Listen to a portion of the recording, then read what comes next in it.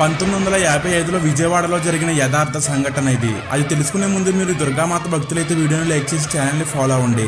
జై దుర్గామాత అని కామెంట్ చేయండి. 1955లో విజయవాడలో వెంకన్న అనే రిక్షా కార్మికుడు ఉండేవాడు. ఒక రోజు రాత్రి థియేటర్ దగ్గరికి వెళ్తే ఎవరైనా ఎక్కించుకోవచ్చు కదా అనుకుని విజయవాడలో ఉన్న మారుతి టాకీస్ దగ్గరికి వెళ్ళాడు. సినిమా అయిపోయాక ఆ లోపల నుంచి ఒక పెద్ద ఆవిడ వచ్చి రిక్షా ఎక్కింది. అసలే అర్ధరాత్రి కావడంతో రోడ్డు మొత్తం నిర్మానుష్యంగా ఉంది. అలా వెళ్తూ ఉండగా ఆ పెద్ద ఆవిడ వెంకన్నతో ఇలా అంది, ఈ రాత్రి వేళల్లో దుర్గమ్మ గ్రామ సంచారానికి వస్తుందంటారు కదా, నీకు భయంగా లేదా అంది.